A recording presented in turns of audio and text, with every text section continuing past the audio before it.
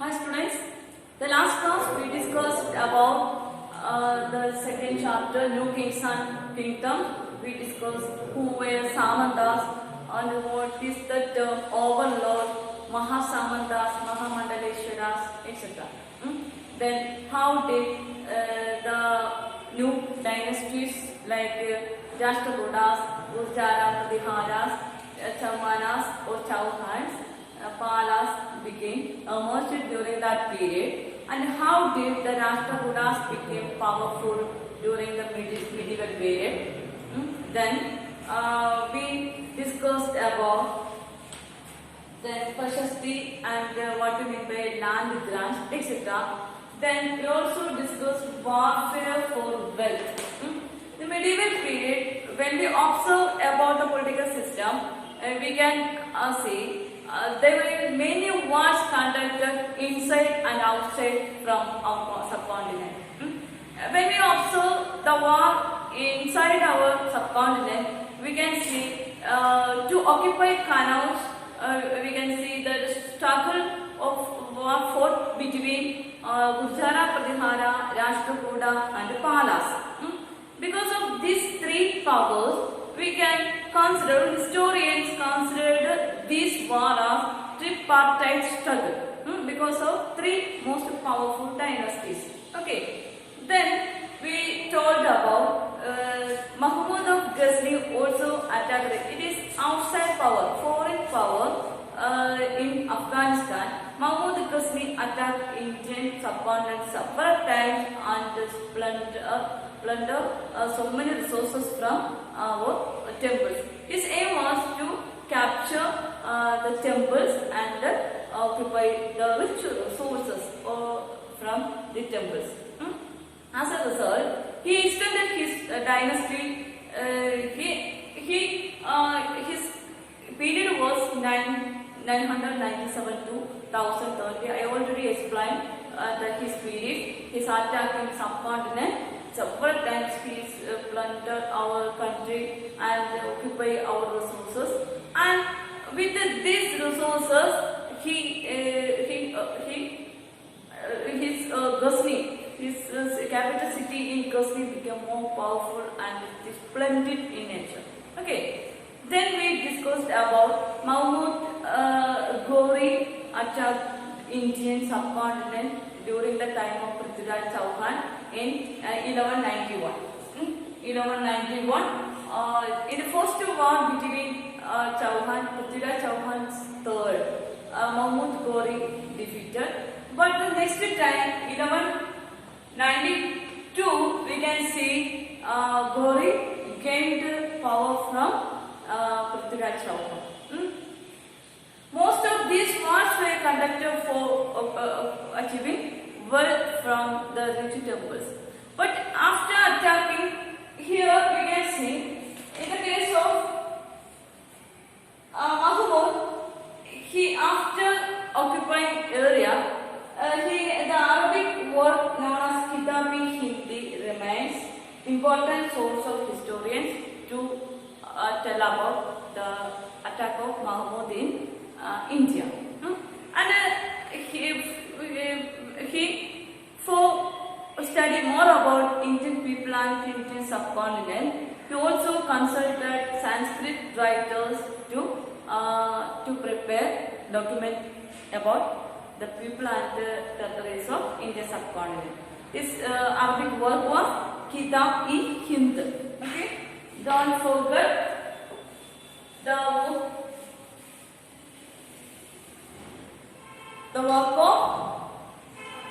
work of Mahmud was Kitab-i-Hind.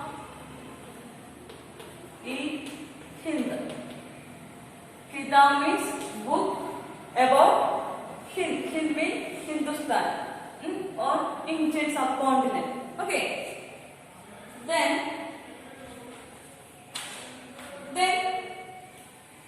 next topic, from Urayur to Tanjavur. What do you mean by Urayur? Ends with Ur. Tanjavur ends with Ur.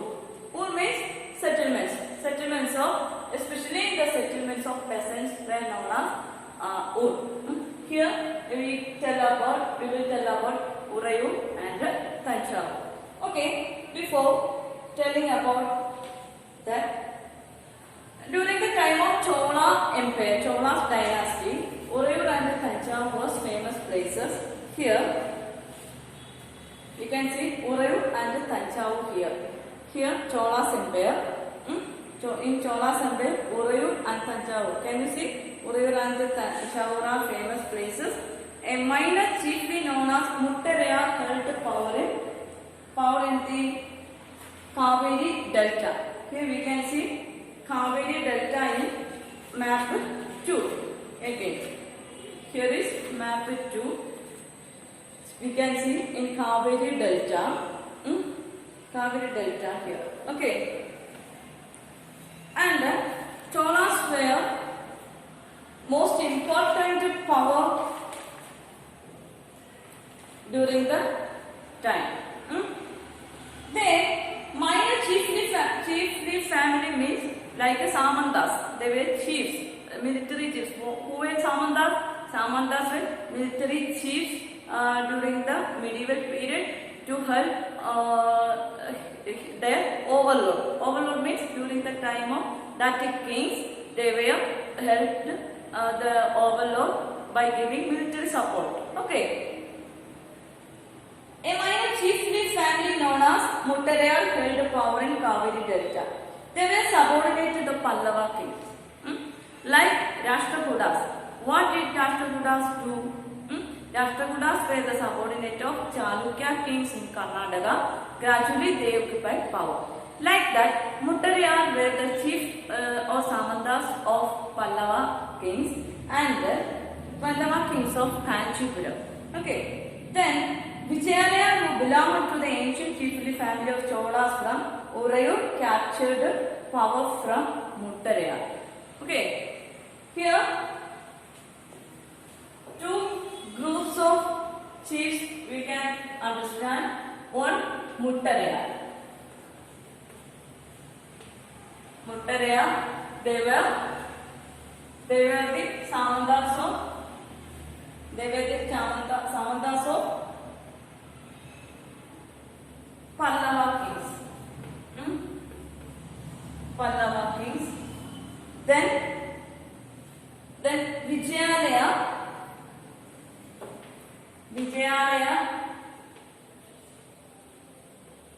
was a Samanta of Cholas. Cholas. Okay.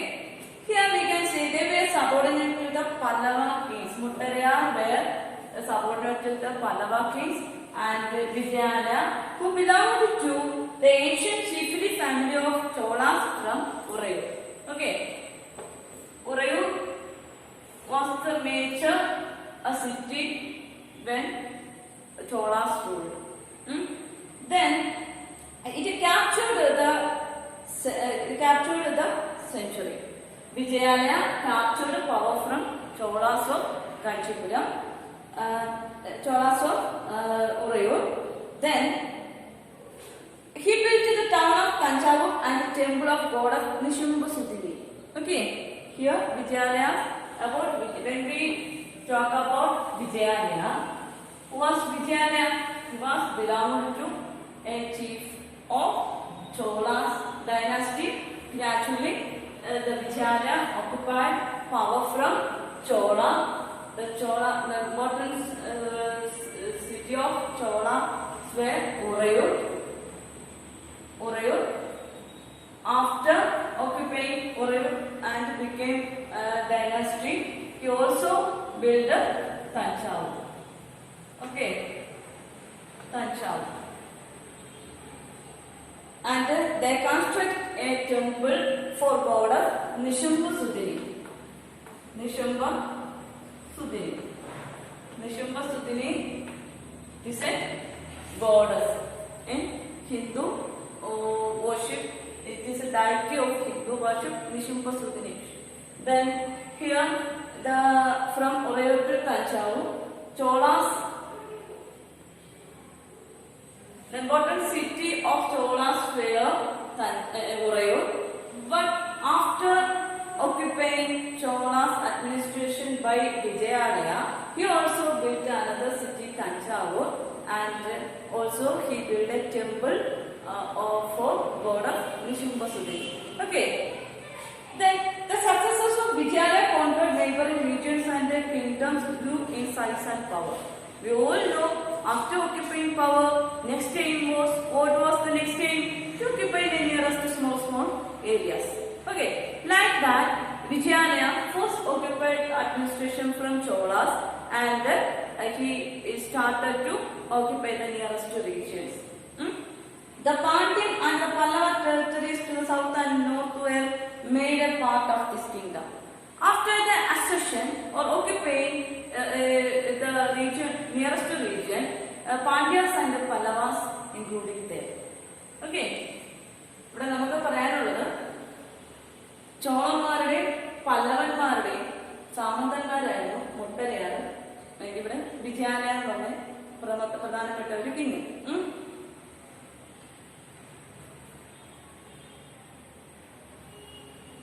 അപ്പൊ ഇവിടെ മുട്ടരയാണ് പല്ലവന്മാരുടെ സാമന്തനും വിജയാലയ ചോളാസിന്റെ സാമന്തനായിട്ടുമായിരുന്നു.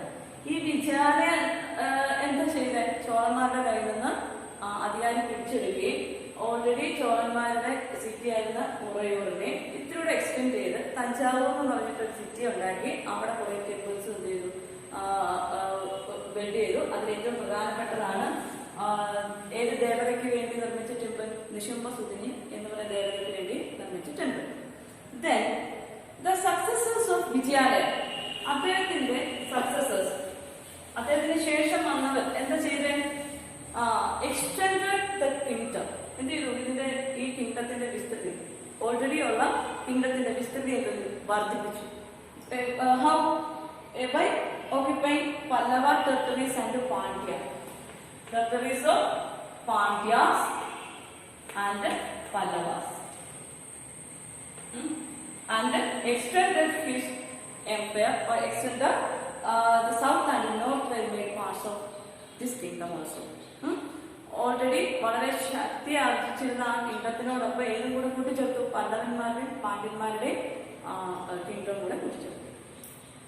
Rajaraja first considered the most powerful Chola ruler, became king in 985. In 985, in Chola dynasty, Rajendra first was the most important or powerful. Rajendra first was the most powerful ruler in Chola's empire. Where Chola's empire located? Okay, take your text and look in page number 22. The Cholas empire extended from here. Who was the Chola empire? Who was Vijayalaya? Vijayalaya occupied or captured the Chola empire and it extended from Urayur to Tanjavur. Okay. Then also here Pandyas and here Pallavas, we can see extended his empire from Pandyas to Pallava also. Okay. Then here Rajendra first was considered as the most powerful ruler of Cholas. He became king in 985. Okay. Then and extended control over most of these areas. He also organized the administration of the empire. Then Rajaraja's son not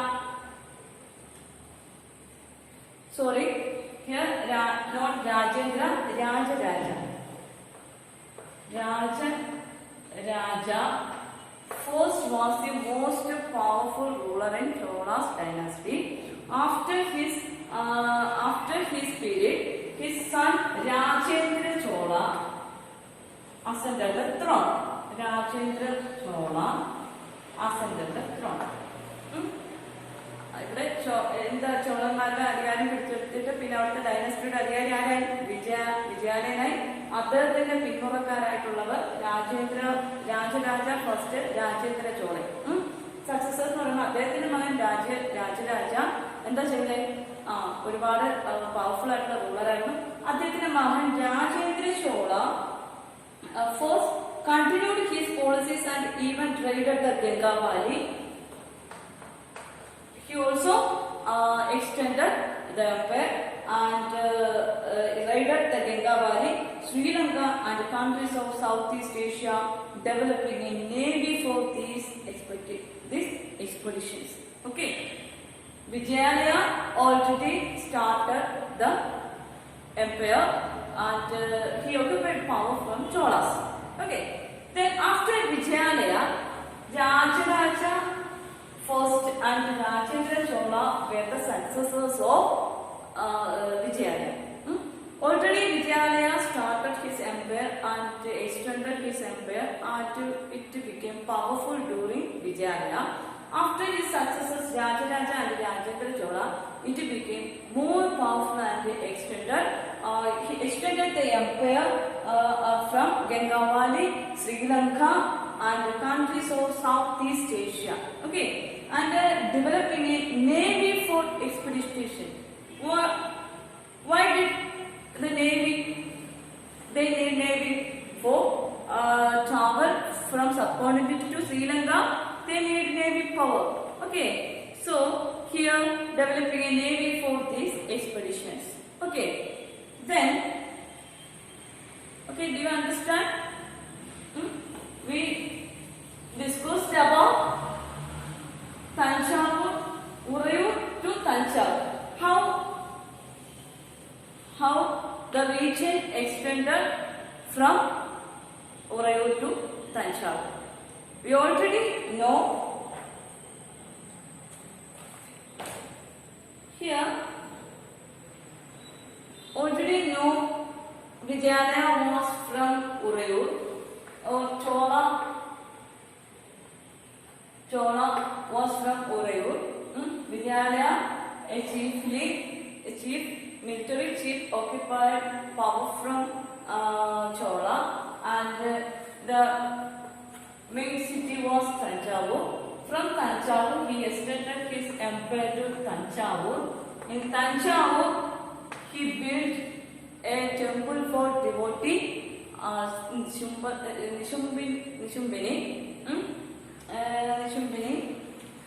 Nishumbasudini. Then successors of Vijayalaya were Rajaraja first and Rajendra Chola first. Rajendra Chola. They were the successors of, who were successors? After Vijayalaya, his sons were relatives. After Vijayalaya, Rajaraja Chola was the next ruler. After Rajaraja, his son Rajendra Chola ascended the throne. During the time of Rajaraja first, he extended his empire from Ganga Valley. He extended his empire. Then also in the period of Rajendra Chola, he extended his empire from Ganga Valley and Sri Lanka. So they need a high navy for these expeditions. Okay. Then splendid temples and bronze sculpture. Splendid temples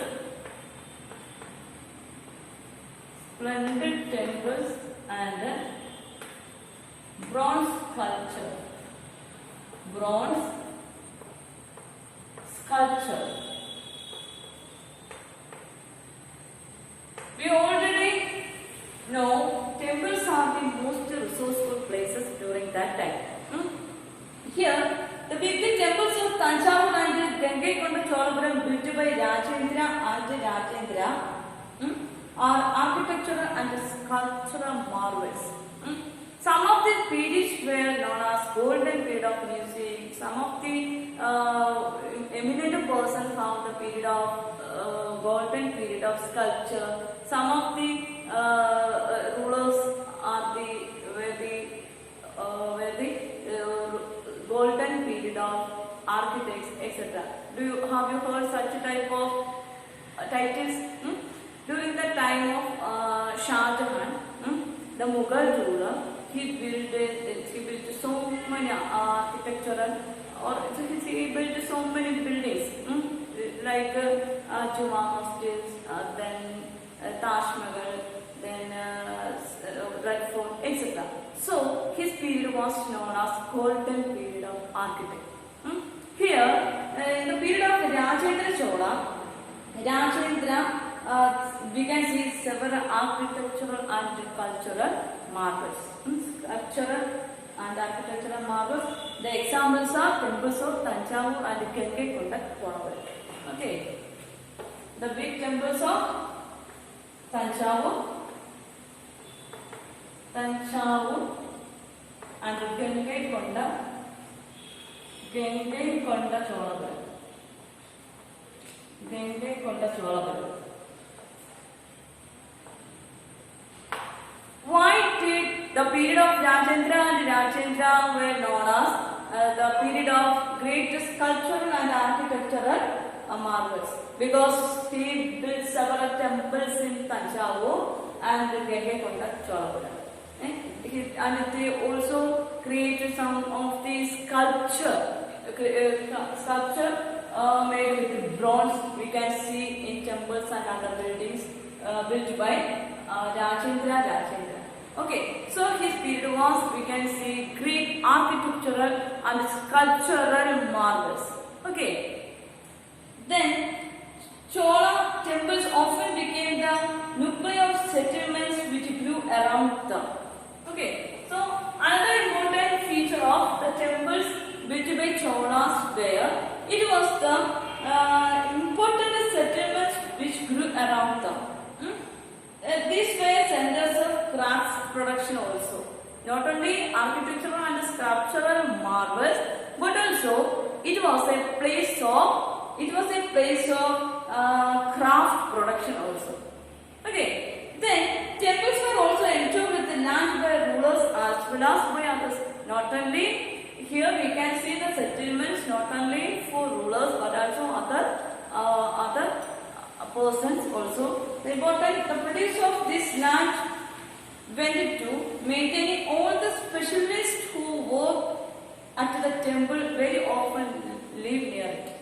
The other person live near temples who were the musicians, then painters, garment makers, cooks, then sweepers, etc., dancers, etc. also live near these temples.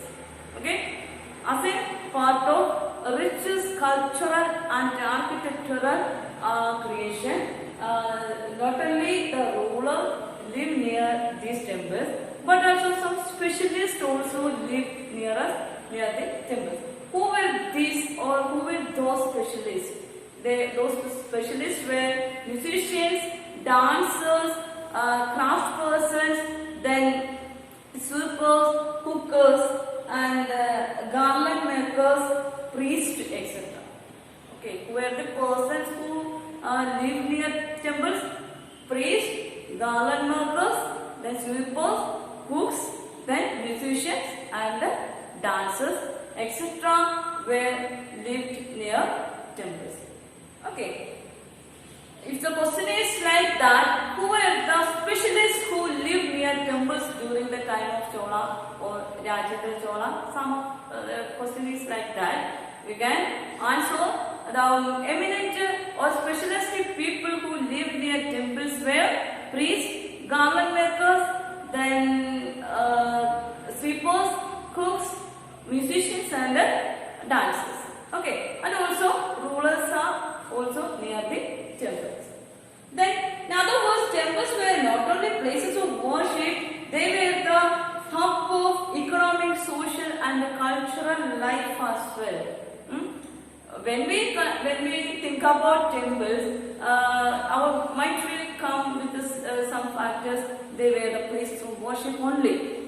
During the medieval period, the temples were not only the place of worship, but also it was a place of economic, social and cultural life as well. These are the special feature of temples during that period. Then, okay, temples are not only for the places of worship, but also for social, economic economic and cultural as well. Okay, so a question is like that.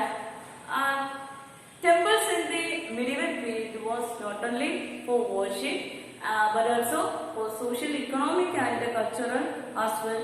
What was the reason for that? Temples എന്ന് പറഞ്ഞാൽ ആരാധനാലയങ്ങൾ മാത്രമായിരുന്നില്ല, സാമൂഹിക, അതുപോലെ സാമ്പത്തിക, സാംസ്കാരികപരമായിട്ടുള്ള ഇത് കാണിക്കുന്ന സ്ഥലങ്ങളും കൂടിയായിരുന്നു എന്ന് പറയുന്നതിന്റെ കാരണം എന്താണെന്ന് വെച്ചാൽ എന്ത് പറയും?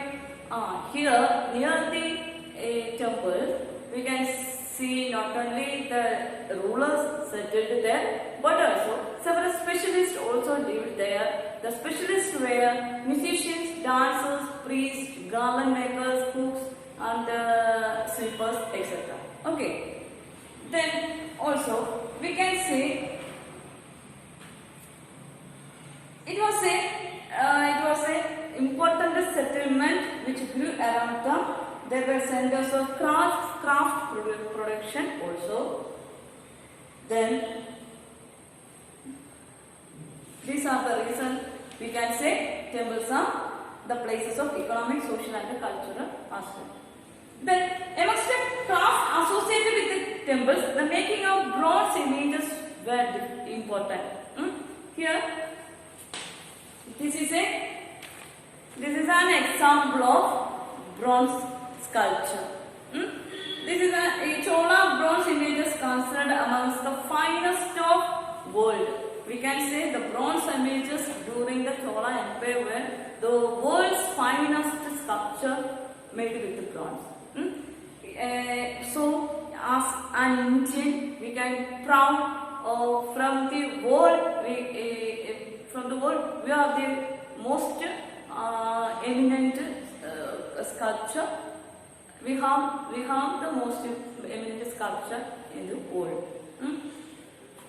Chola bronze images are considered as the finest in the world, while most images were deities. Some of the bronze sculpture was of deities.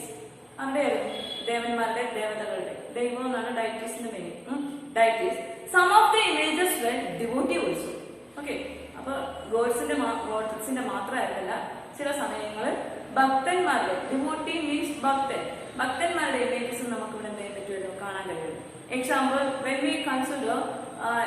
when we think about Krishna, the most important bhakta was our friend Kujela. We can see Kujela also. Okay, like that, not only the images of deities but also we can see the images of devotee also. Okay, these are the important feature of the sculpture, bronze sculpture during the medieval period, especially during the period of Chola. Okay, then agriculture and irrigation. Agriculture also developed during that time. Okay, agriculture and irrigation.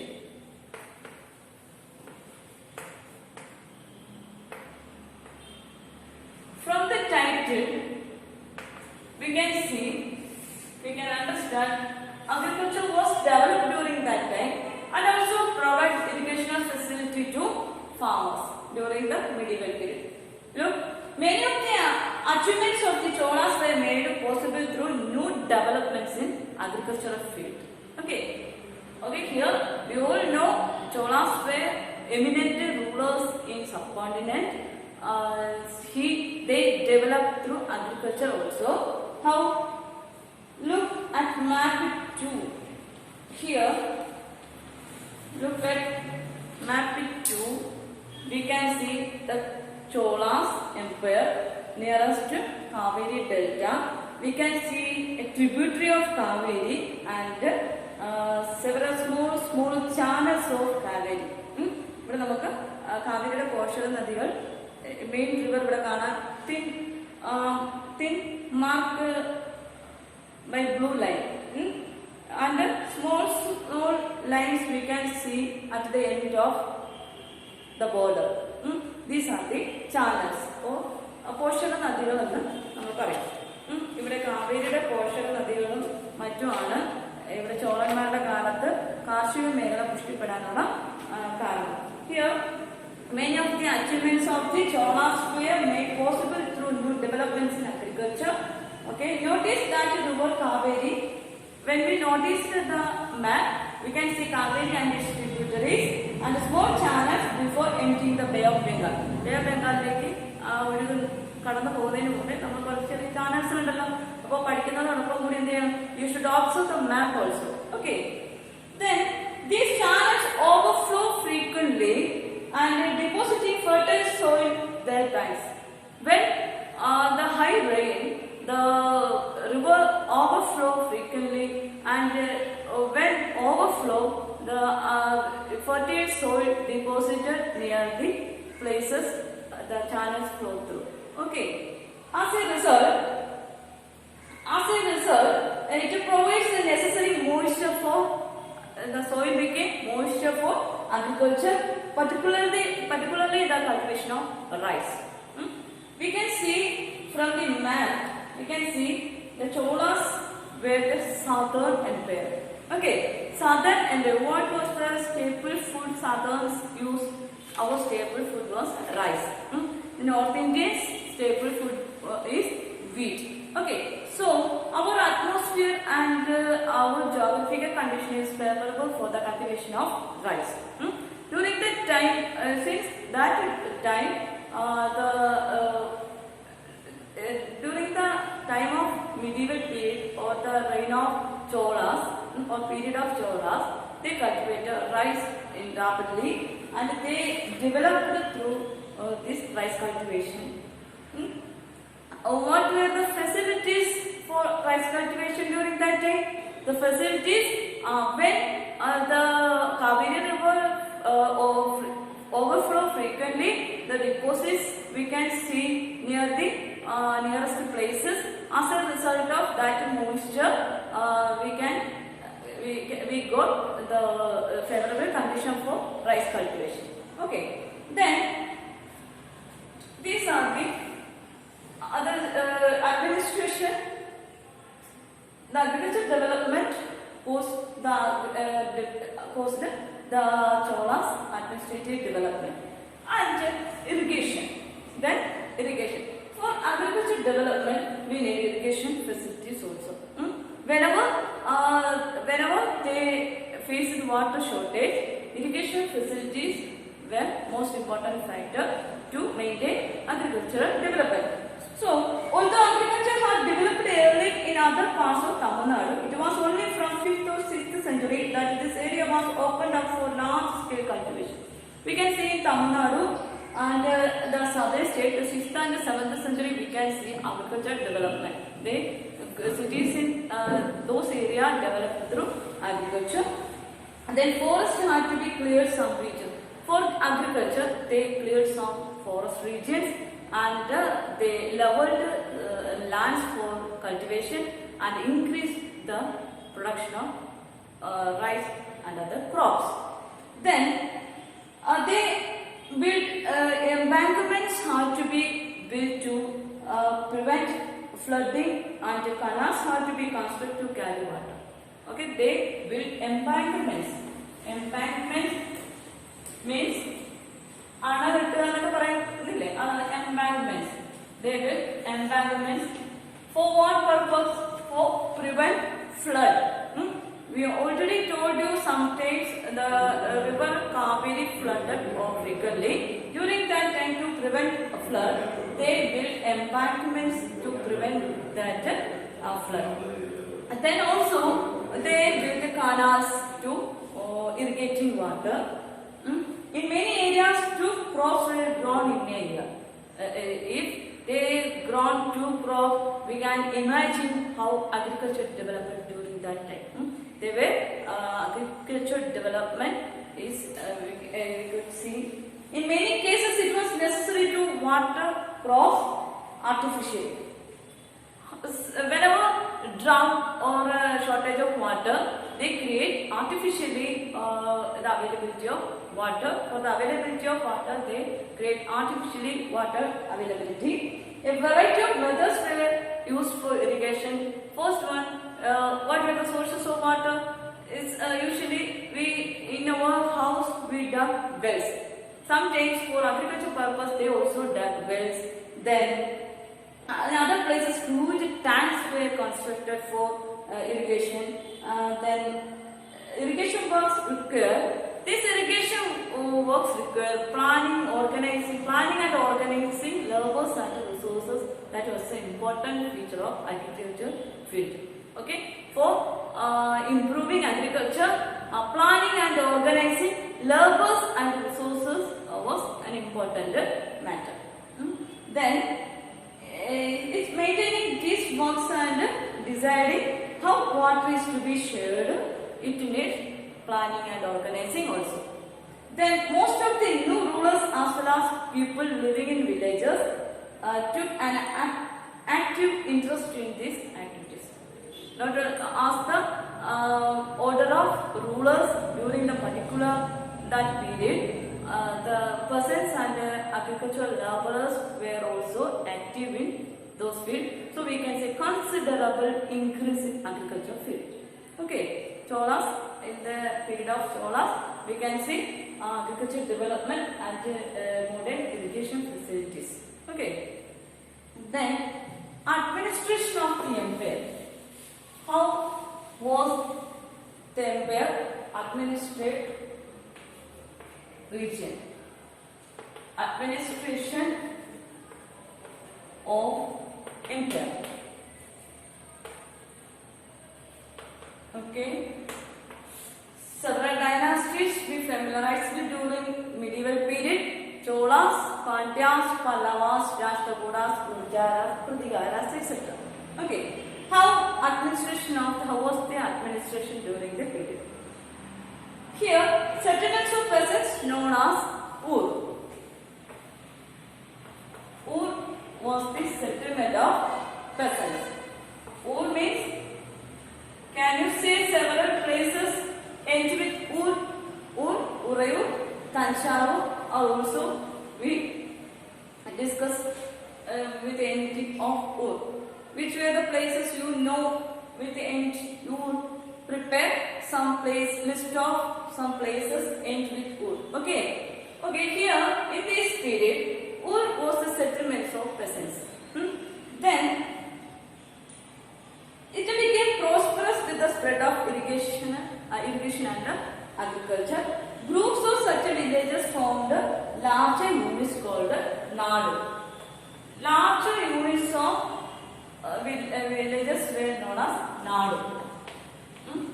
Settlements of peasants were known as Ur. Okay. Then the village council and the Nadu performed several administrative functions including dispensing, judging and collecting taxes. Here a transition or several changes occurred in administration. Which are the changes? Here we can say they performed administrative functions including dispensing justice and collecting taxes. In early period, we familiarized what type of taxes existed in medieval period. But in the period of Chola, there were considerable change in the administrative system and justice. Then on the field of collecting taxes. Okay. Here, richer peasants of Vellala class exercised considerable control over the affairs of Nadu under the supervision of the central Chola government. Okay. The Chola kings gave some rich landlords titles like Muvenkavela. Okay. Muvenkavela. Muvenkavela means for the administrative convenience, the Chola kings gave some rich landowners titles like a Muvenkavela, a Vela or peasant serving three kings. So, Muvenkavela means three. That serves three kings. Three kings. Peasants who serves three kings were known as Muvenkavela. For the administrative convenience, the kings gave some some landlords whose title was Muvendavelan. Then another important category of people, Araya. But not only Muvendavelan, but also they came Araya. Okay.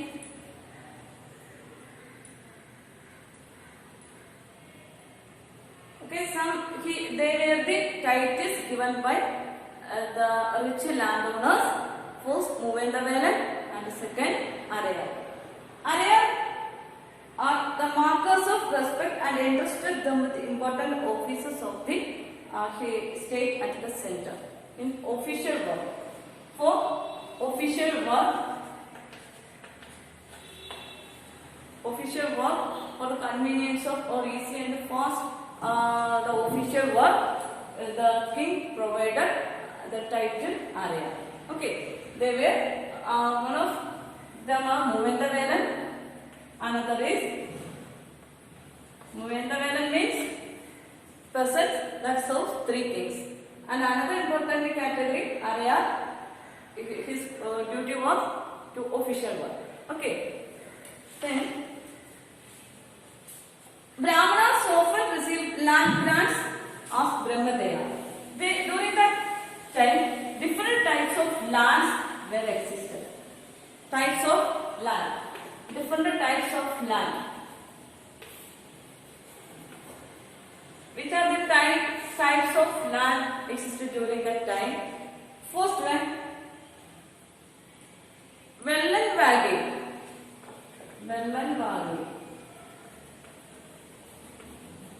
Vellanvage means Chola inscriptions mentioned several categories of land. One of them was Vellanvage. It was a land of non-Brahmin peasants. It was the land of non-Brahmin peasants.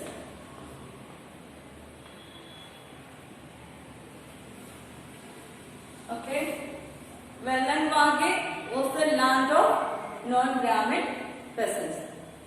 This is one type of land. Second, Brahmadeya.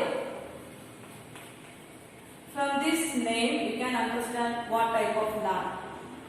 Brahmadeya. Brahmadeya was a land gifted to Brahmins.